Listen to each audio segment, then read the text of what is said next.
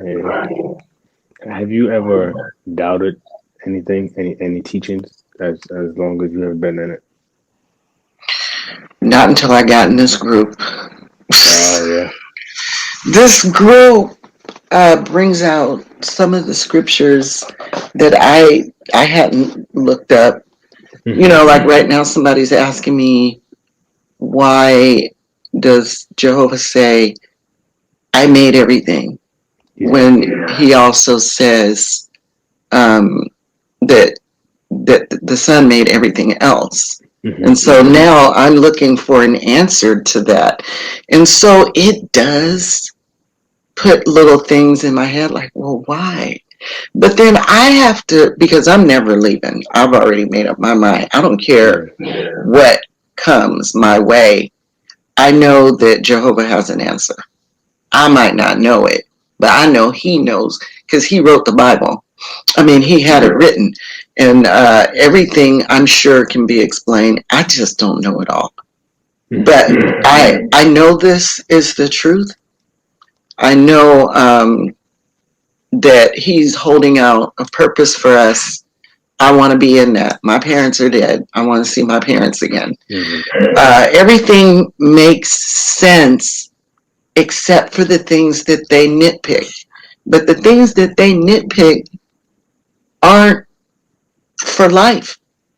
You know, they were both together. So does it really make a difference in who made it what? You know, Jehovah's the Almighty. He did it. He did it all regardless. Hmm. And he gave credit to his son because his son was with him. So that is not enough to deter me. Hmm. But I I will think look that. for it just to know. Yeah, I think that's a good. It's a good topic to look into. I think. I'm guessing the people who told you that were Christians.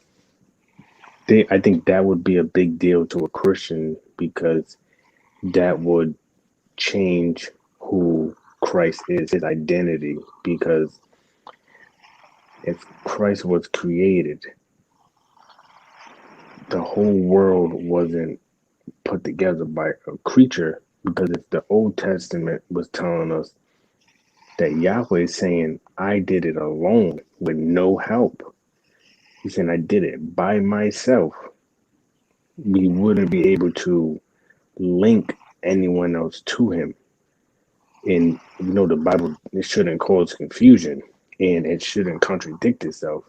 So when you go into the New Testament, and even in Hebrews 1, where you see the Father is actually telling the Son that he laid the earth, he laid the foundation. And it's just like, hold on. Now, it goes back to who God is. Now, if God is triune, then that makes sense because if Yahweh can if that name can be held by the Son, the Father, and the Holy Spirit, then the Father saying that to the Son can make sense. But if the Father's saying no one helped me, and then in the New Testament he's saying the Son did it, that causes confusion. And That I makes understand that. mhm. So it's a different thing for me to look at because I haven't looked at that aspect. I never questioned. Um, you know, we believe that he created Jesus, and then they created everything else, all other things. Yeah. I don't I, believe in the Trinity. yeah. John 1, it describes Jesus in verse 14 as being the one who became flesh, Hmm. and John 1:18, no one has ever seen God. Yeah. So they can't be the same being. Plus, if one's created and Jehovah's always been here, then they Yeah. can't be the same. I think one thing that see that right there, what you said, the same.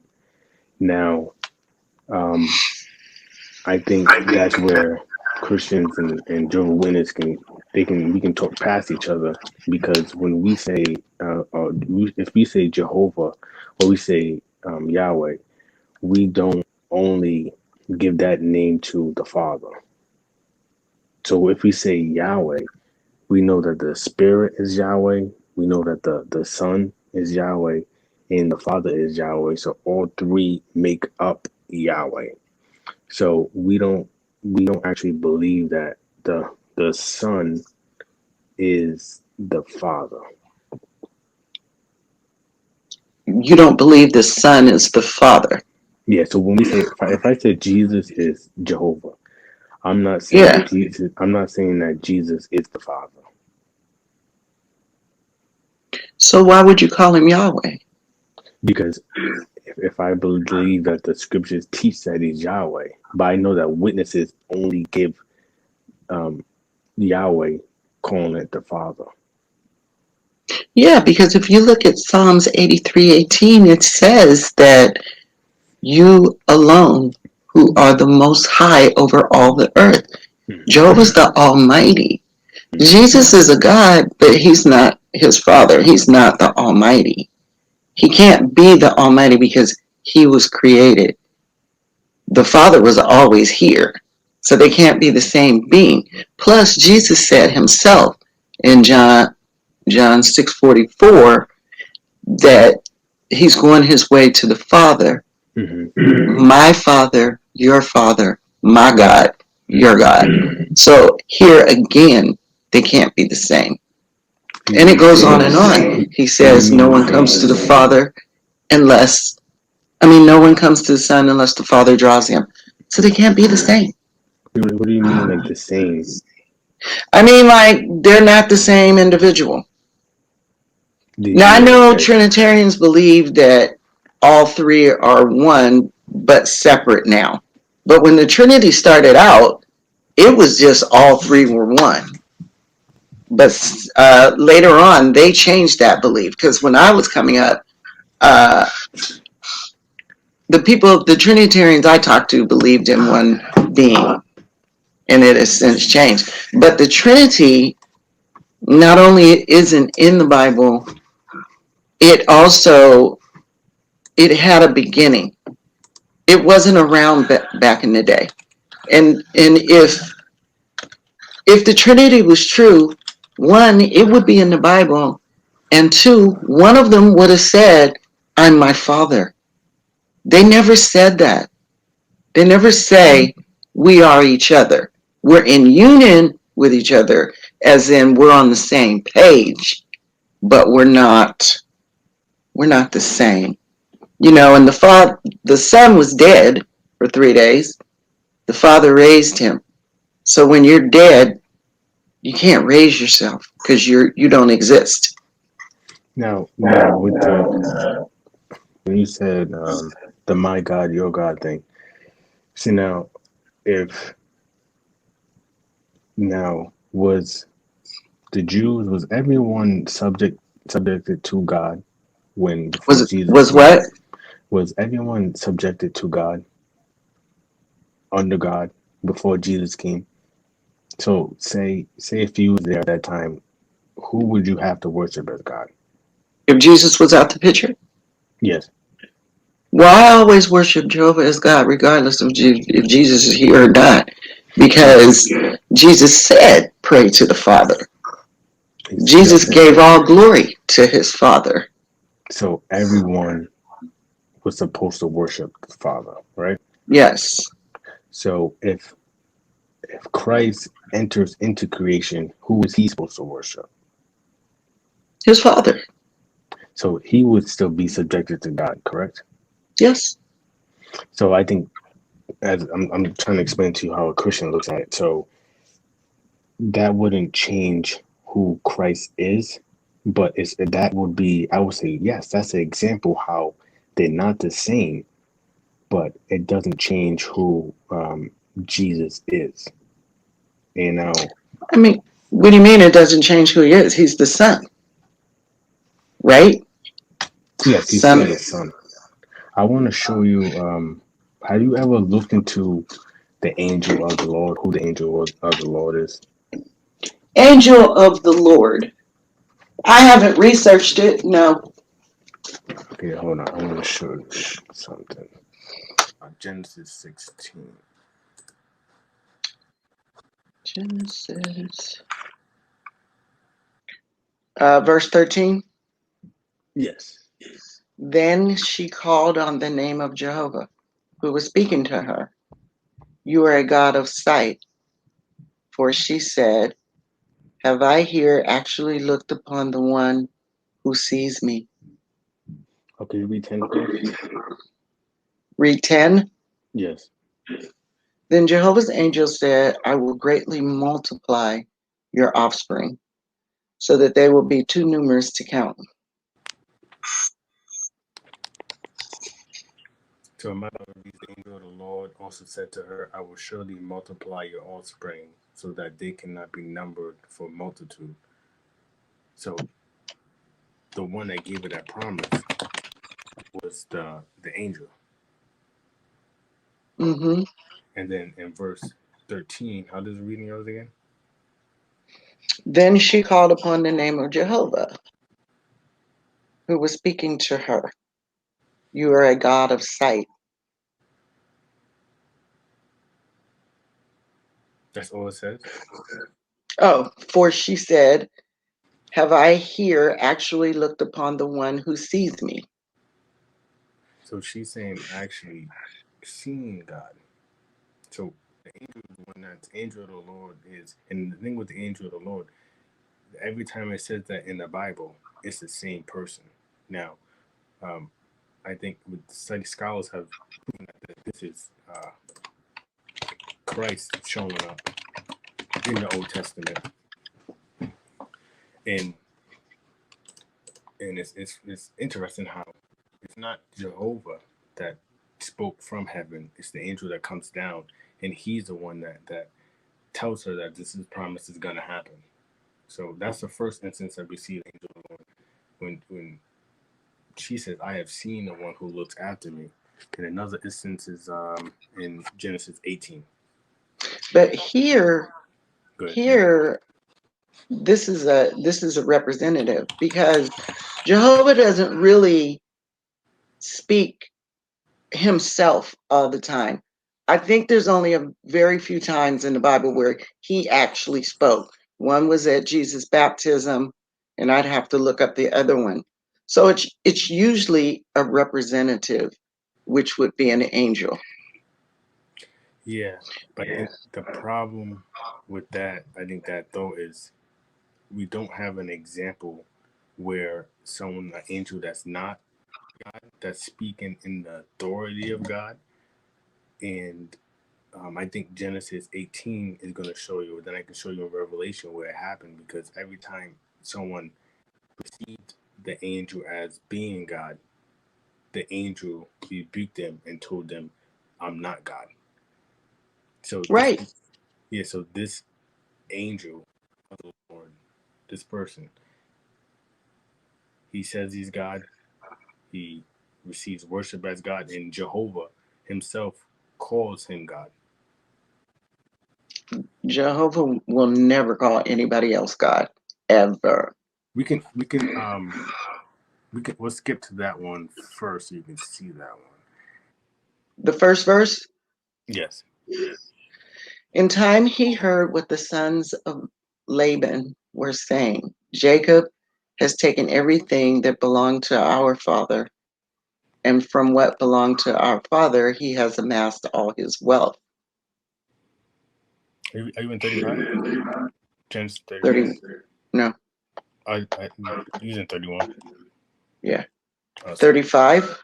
Yeah, 35 verse 1. After that, God said to Jacob, rise up, rise, go up to Bethel and dwell there, and make an altar there to the true God, who appeared to you when you were running away from Esau, your brother. Mm-hmm. So now in Genesis 31, we're going to go there. We're going to show you who appeared to Jacob. And where Jacob made that altar, why he made the altar. Because Jehovah's telling him, go back there to the true God that appeared to you.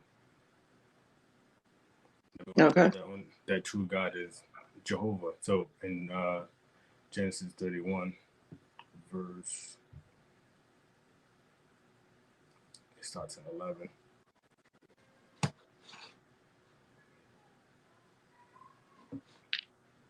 So 11.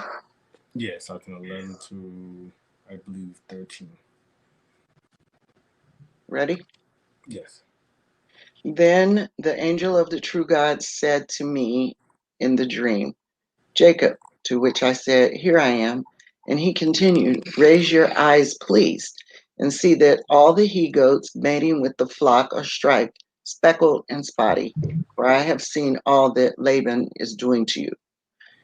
I am the true God of Bethel, where you anointed a pillar and where you made a vow to me. Now get up and go out of this land and return to the land of your birth.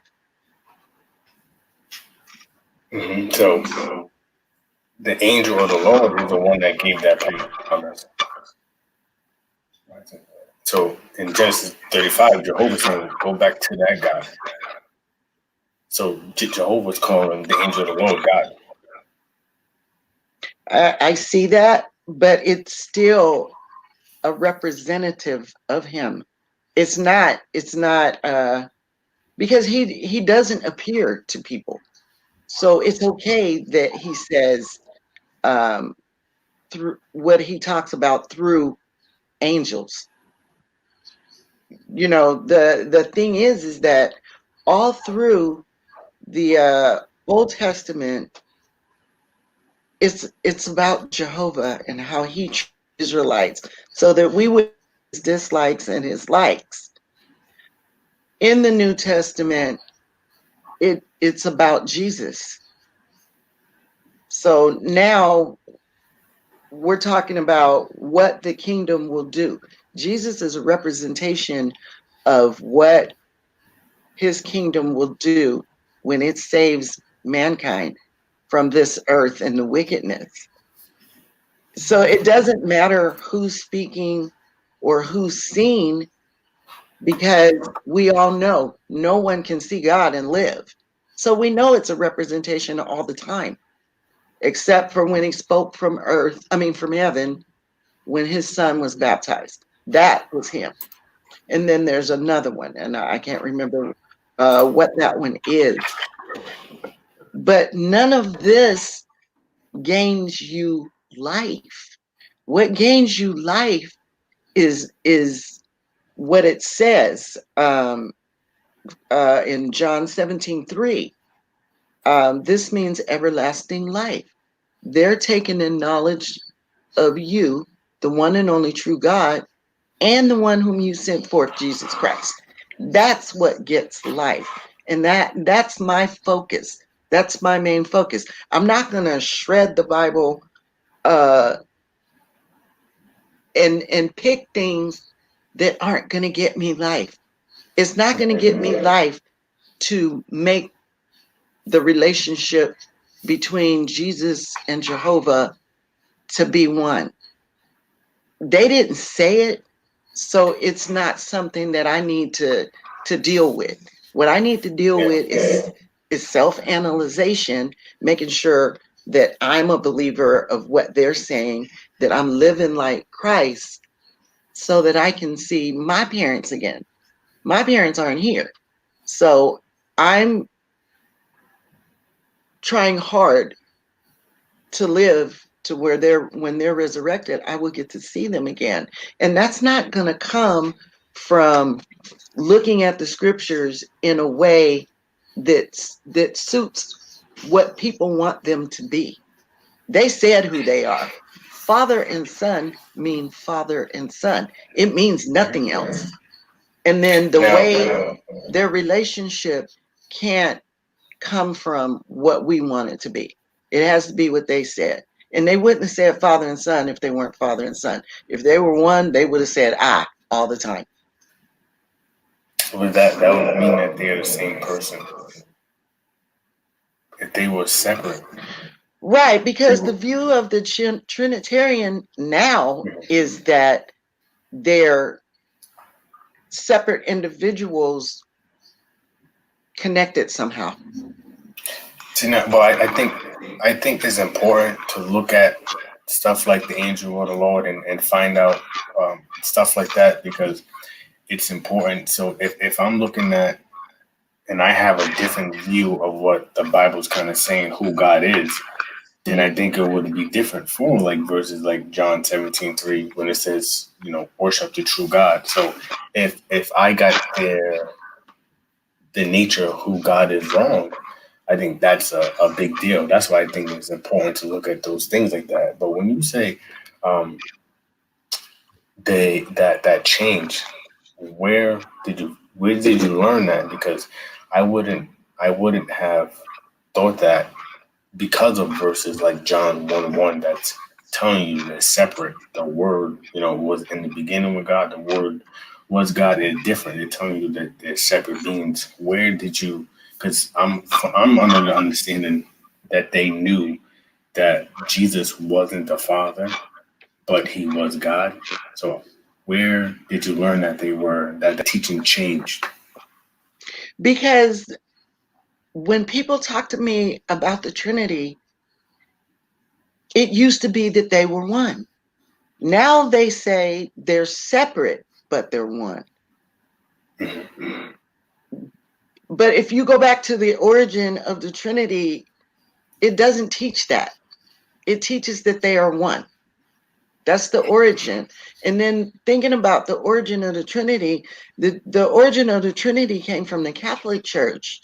It wasn't there back in biblical times. They didn't have a Trinity. Because when Jesus walked the earth, he would have said that we are a triune God. He never said that.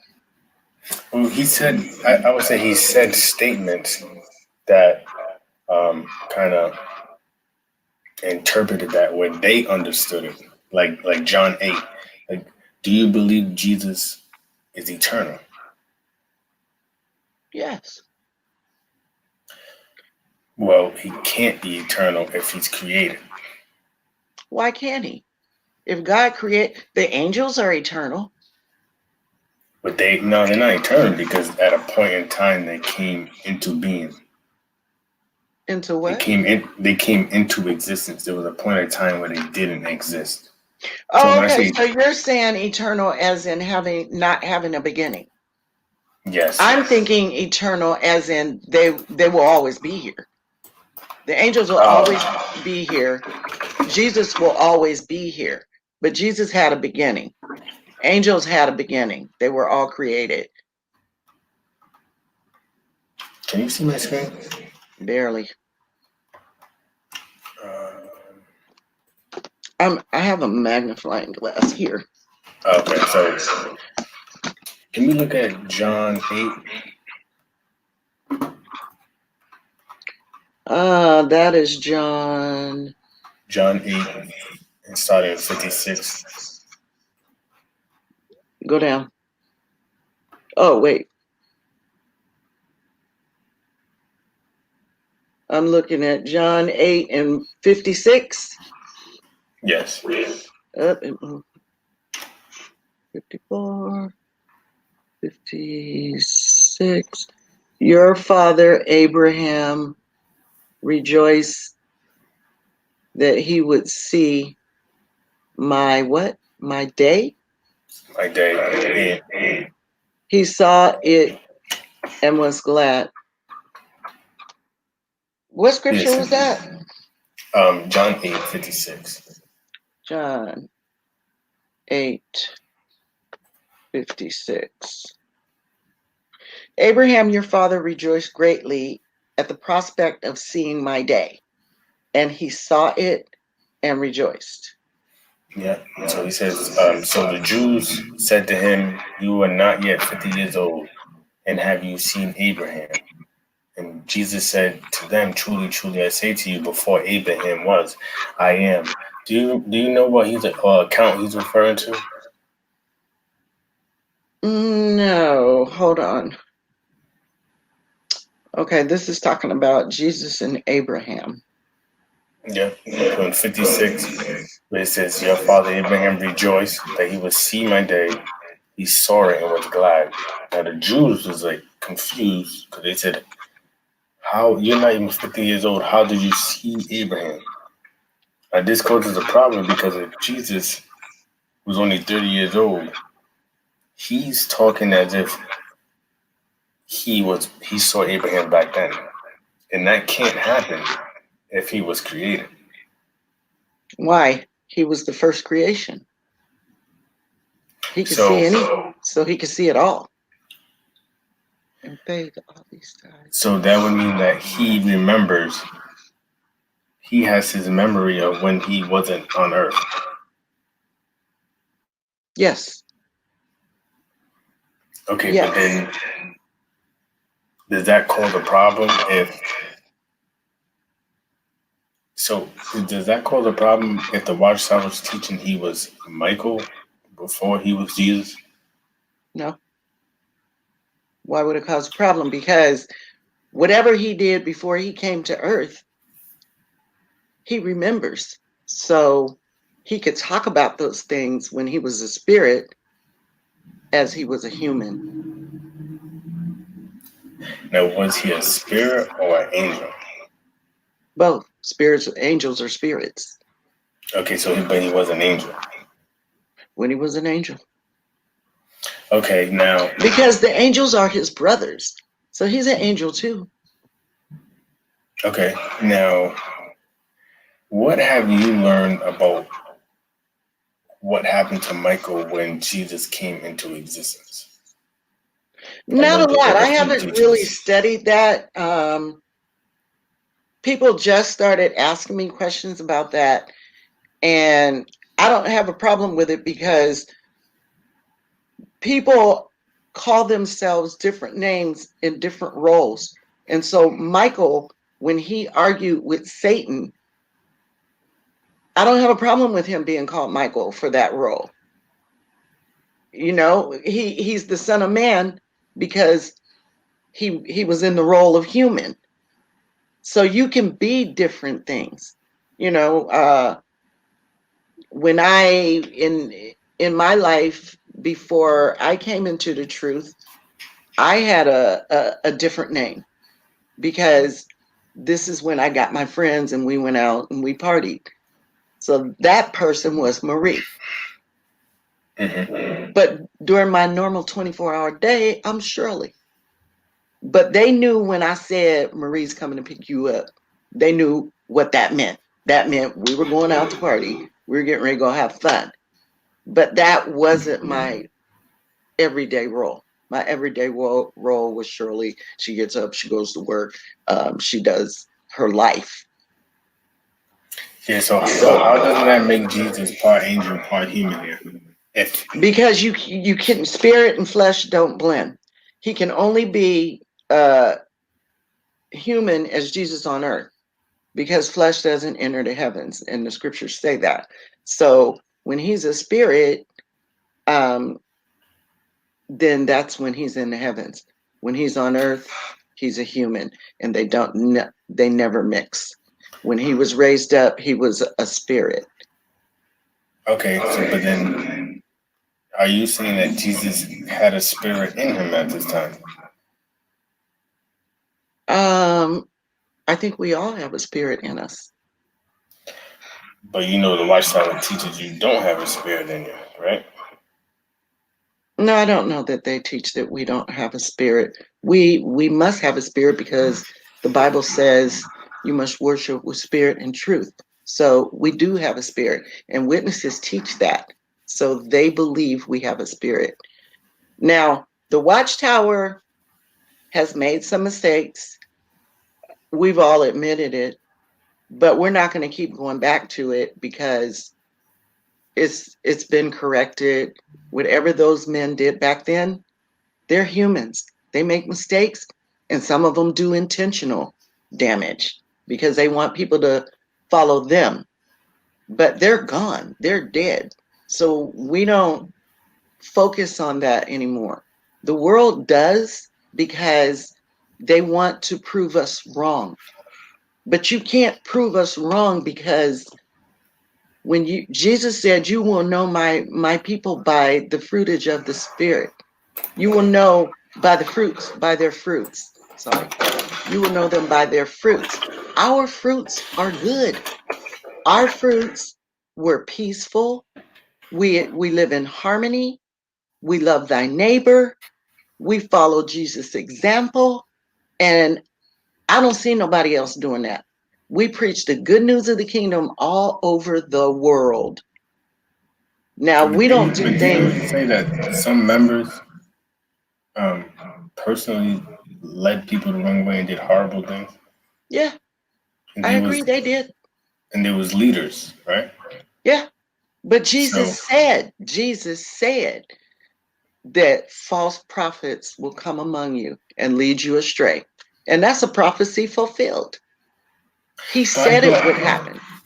but I thought that's never been applied to people in the Kingdom Hall. I think that was always applied to people outside the Kingdom Hall because Mm-mm. I'm pretty There sure. is bad people in every single group on earth. There is somebody in there that isn't quite right. And we are no exception. So do you believe that everyone inside the Kingdom Hall is not saved?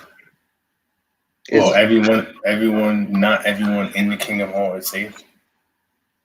I believe that Jehovah will do the picking when the day comes. I believe that there are people that are in there and they're trying, and there's some people that are in there to lead other people astray. And those who do that will not make it through Armageddon. No. There's apostates. Apostates infiltrate the witnesses, and they try to destroy them. But we were warned, and so we know. And that's why we have removal. That's why people get disfellowship. Because when they're in there doing gross sin, which going against the Bible is gross sin, they're removed.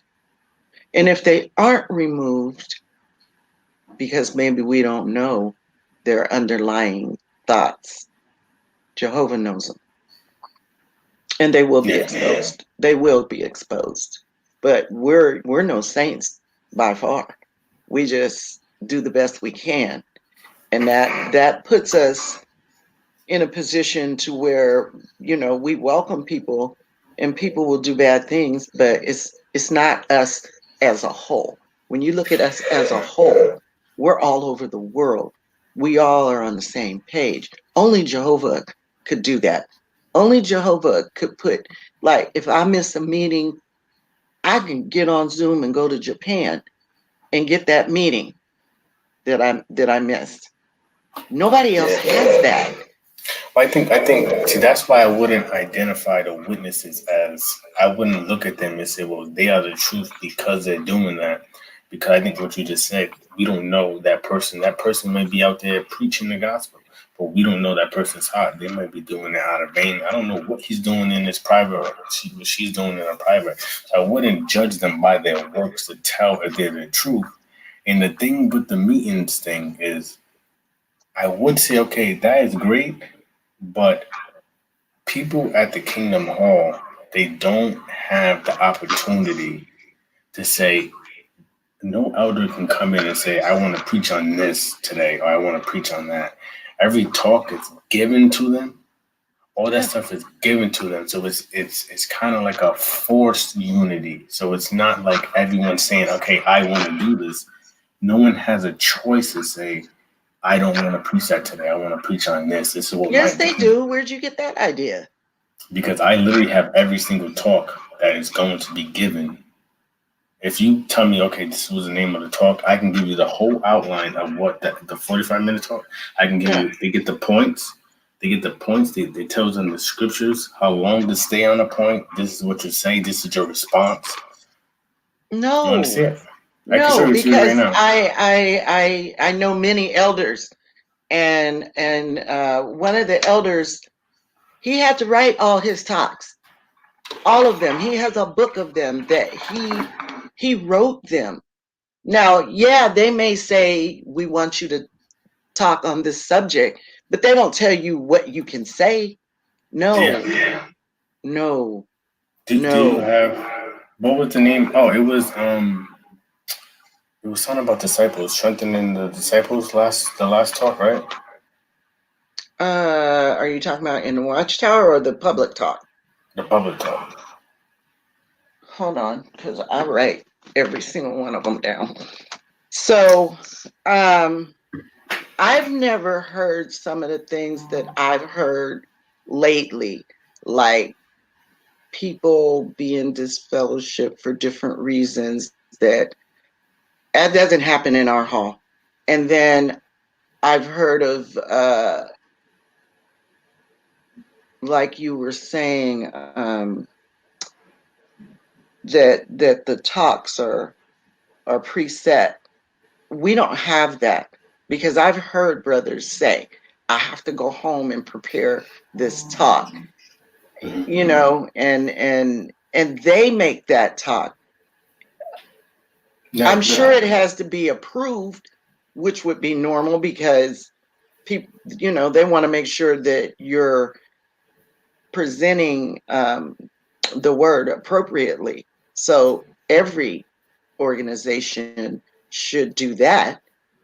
But no, we have freedoms that other people think we don't have. But wasn't it 2 weeks ago? Will you be a survivor of the last days? You remember that? Say it again. Will you be a survivor of the last days? I remember that, having that talk. Yeah. You remember that, right? So, hold on, I'm gonna show you. So is this coming from the Bible or the Watchtower? This actually was sent to me by an elder. So this is coming from the Watchtower, because he gives talks. So what are you now? You're not a Jehovah's Witness anymore? No, I was never baptized then. So how did you give talks? No, I didn't give talks. Oh. The elder did. So, can you see my screen? I can.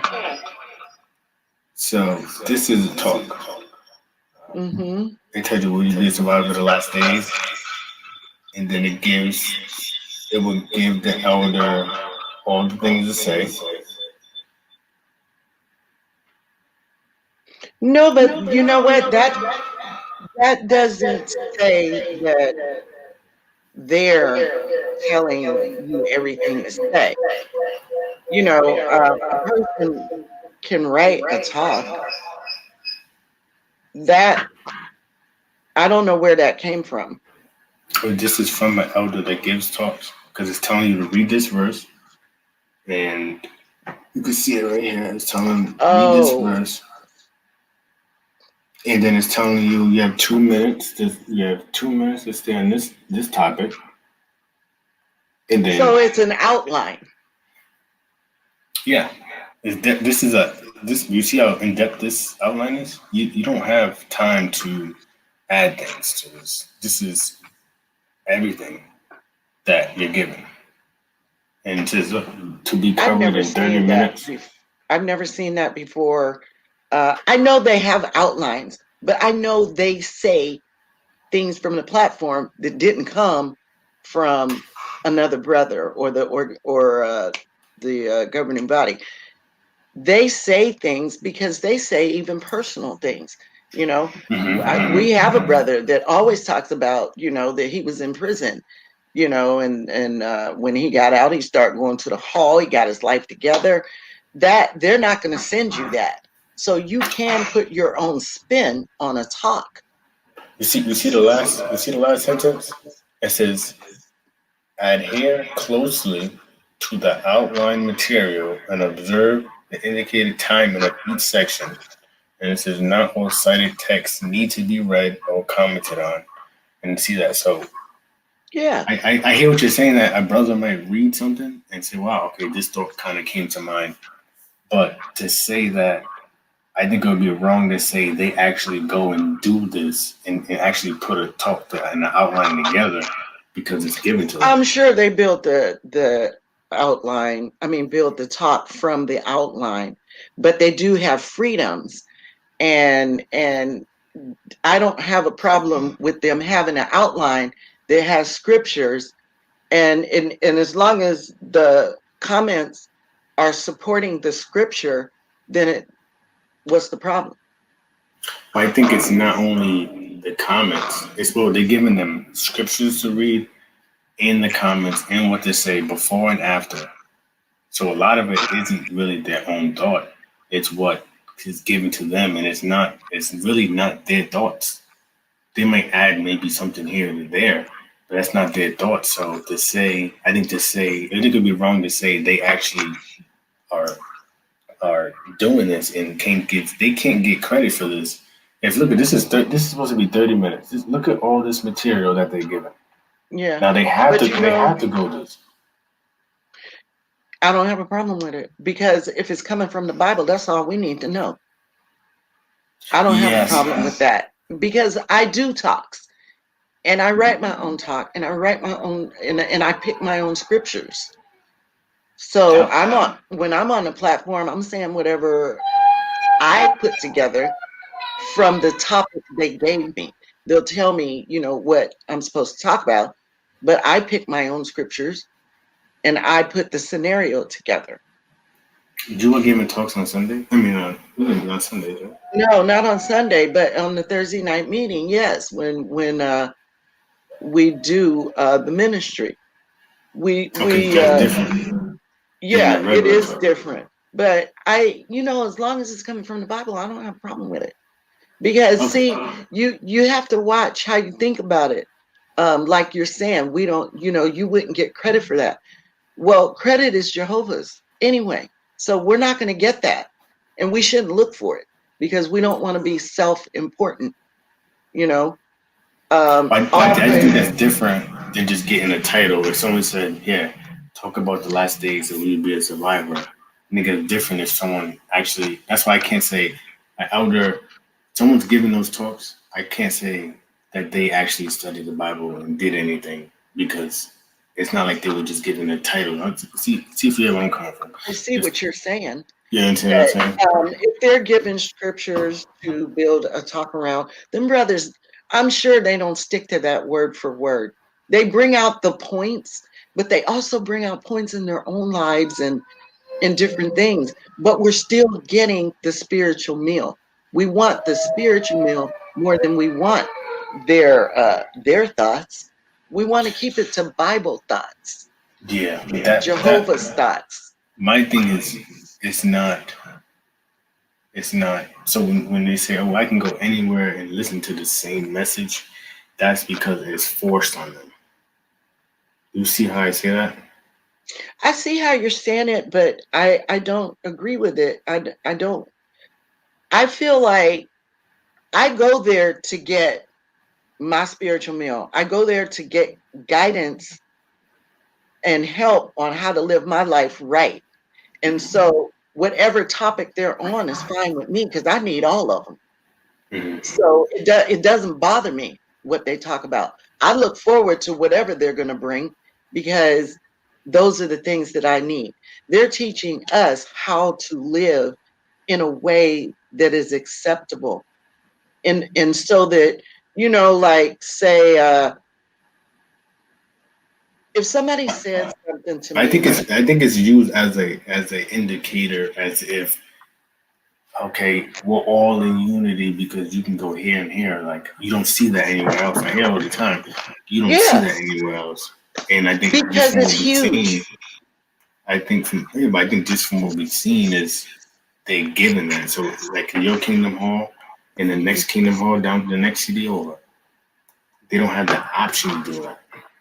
The only thing different you may hear is the little comments, like you said, that elder might, that personal comment. That's the only thing different they're gonna hear, and it's because the elder brother was telling me, you would be reprimanded if you went up there and didn't go by the outline.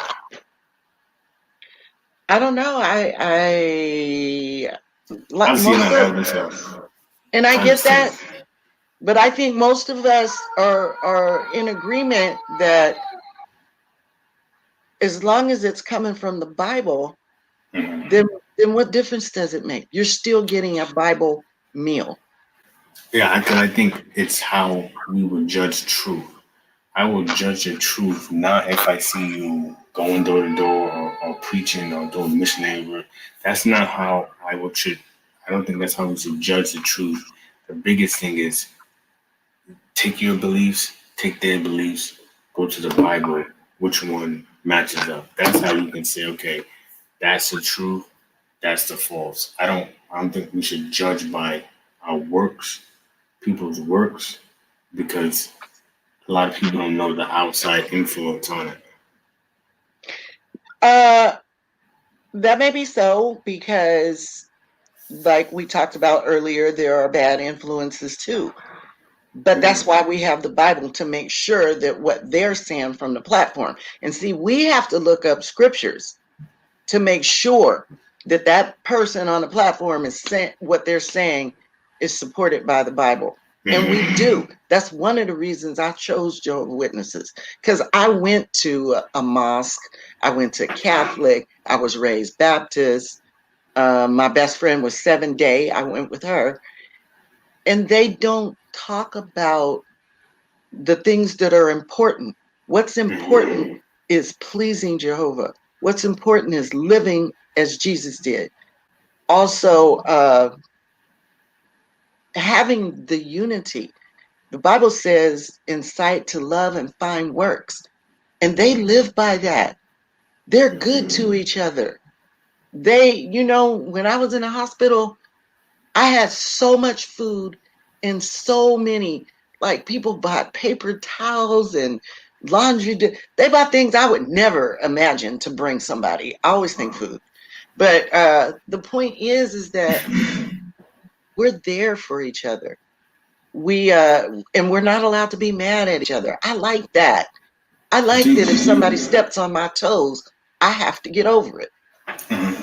But do you think it's still judging by works? Because don't we know people that probably don't even follow God that have done all those things for each other? It could be, but It could be, I right? don't judge it just from that. Those are the extras. But as a whole, coming together, looking at the Bible, talking about the scriptures, like on Thursday night, we have our Bible reading and we're able to say what we got from it. It's nice. You know, a lot of places don't even get to talk. They just have to listen to the priest. No, this is good because it's from the Bible. And this is good because it's training us to change ourselves inside. If you want to be what do you call it? If you want to be acceptable to God, then you need to work on self. And that's what they do. So now, a question for you: do you